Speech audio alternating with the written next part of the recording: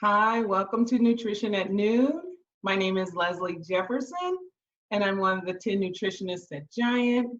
We're going to give people a little bit more time to join us. Hope everyone is having a good day.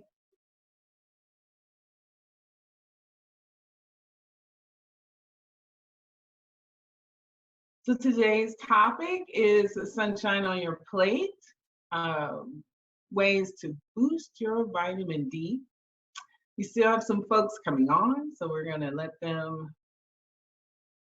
grab some time and then we'll get started. Okay, for those that just joined, my name is Leslie Jefferson. I'm one of the 10 nutritionists with Giant Food. We're going to look at some tips today on ways to boost your vitamin D, get some sunshine on your plate. So if this is your first time visiting with us, welcome. If you've had time with us before, welcome back. And just a few notes, we can't see you, we can't hear you, you're on mute, but we're going to take about 10-12 minutes to talk about vitamin D, and then we'll take some time for questions. There's a little icon at the bottom of your screen. If you hover over it, you can ask a question. So let's go. Let's start talking about vitamin D.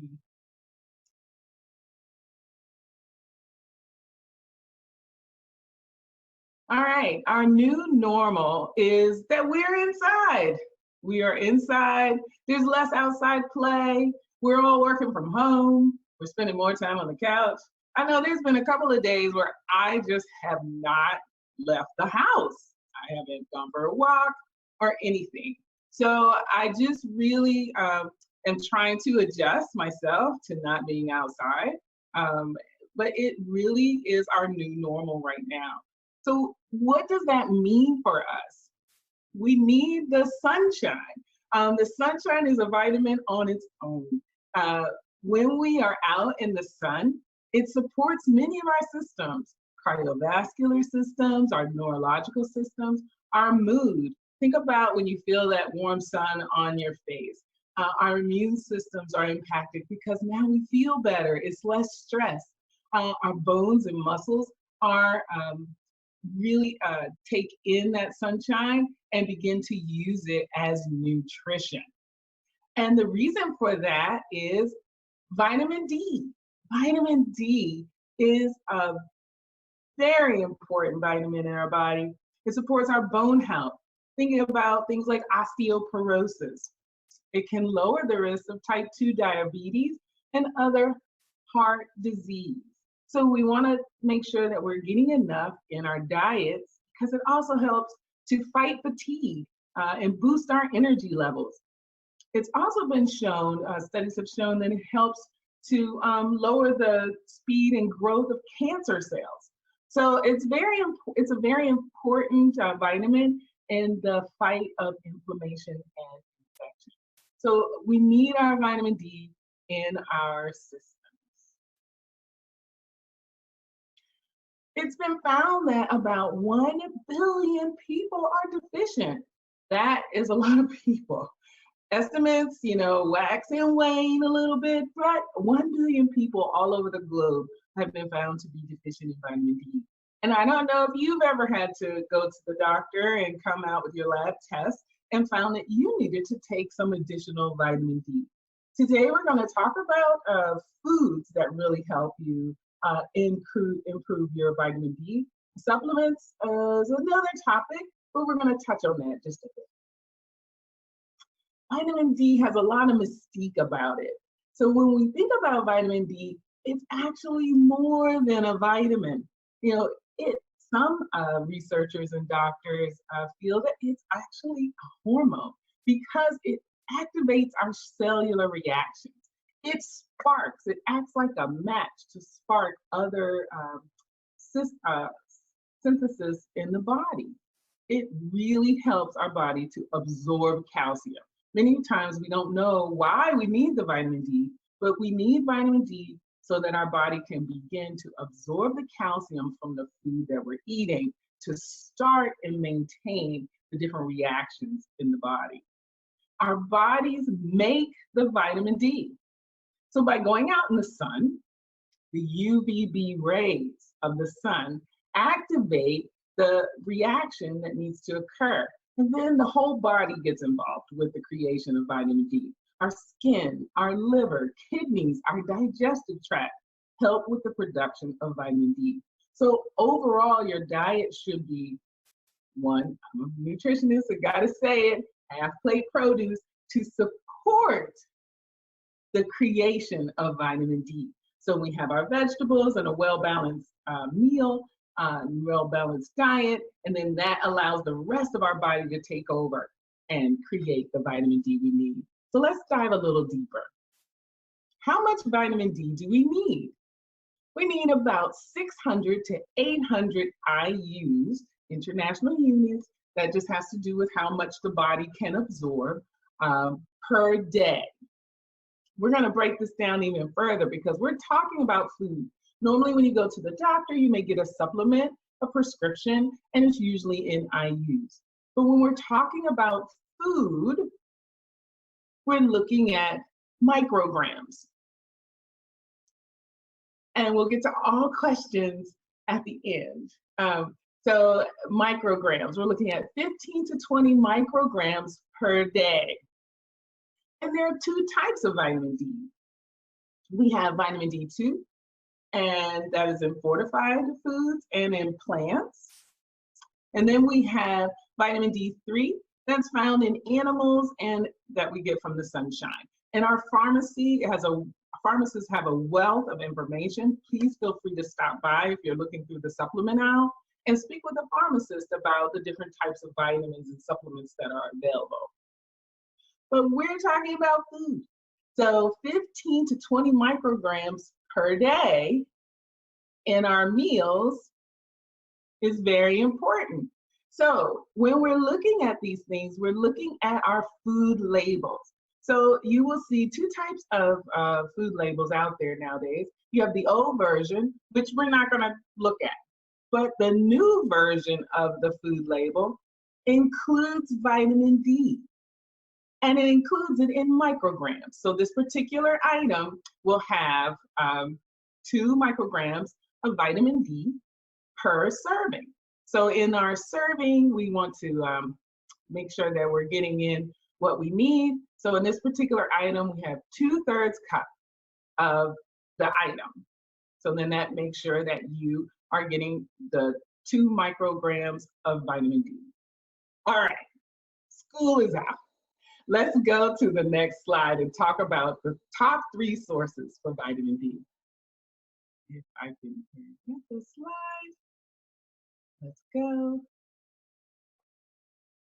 All right.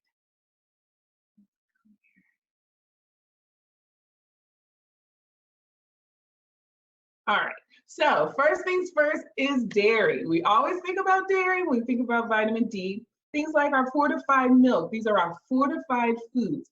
They offer 10 to 25% of the recommended allowance.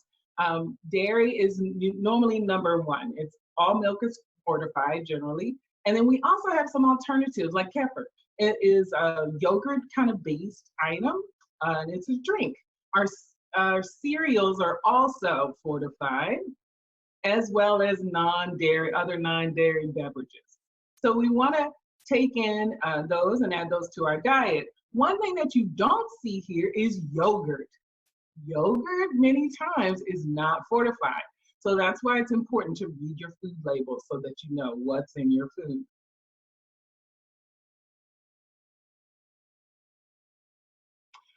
One thing that you can have for breakfast is a vanilla chai latte, and you can add some almond milk to get some vitamin D. That's bringing that sunshine to the plate. Our second source is mushrooms and eggs. So mushrooms offer us 366 IUs or 9 micrograms per 1/2 cup. Egg yolks offer 40 IUs or 1 microgram per egg. So the vitamin D is actually found in the egg.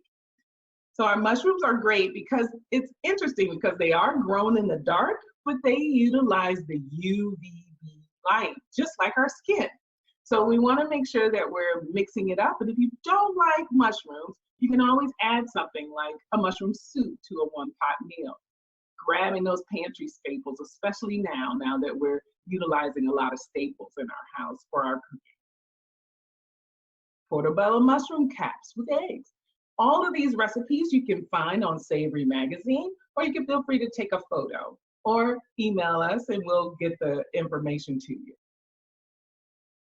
The number one source for vitamin D on your plate is fatty fish.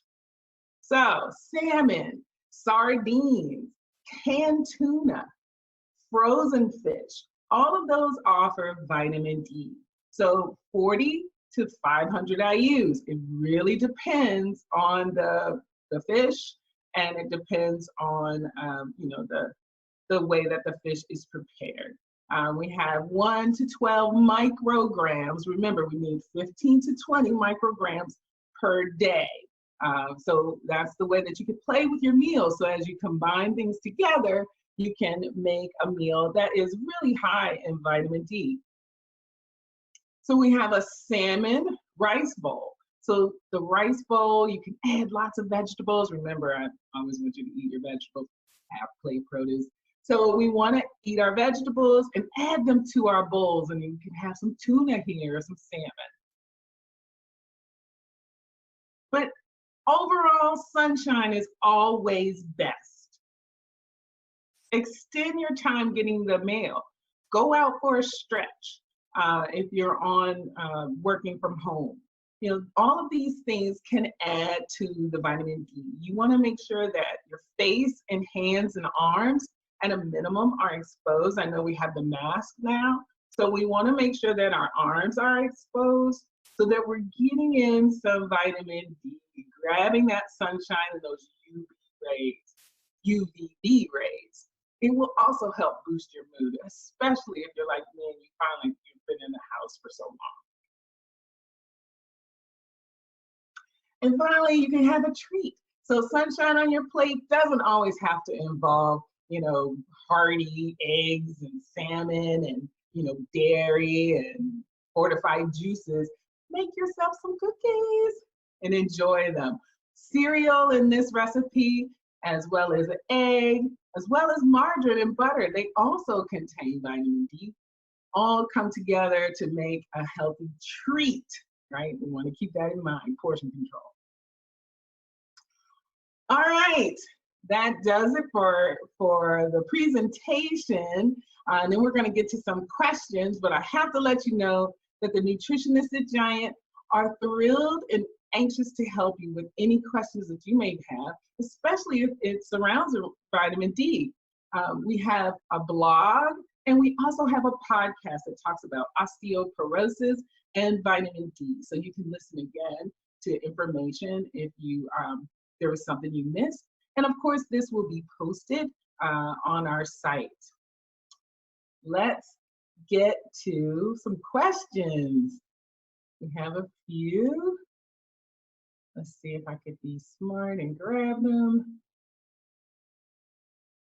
Someone is asking, can you get vitamin D from sitting in a window on a sunny day, or does the glass block it?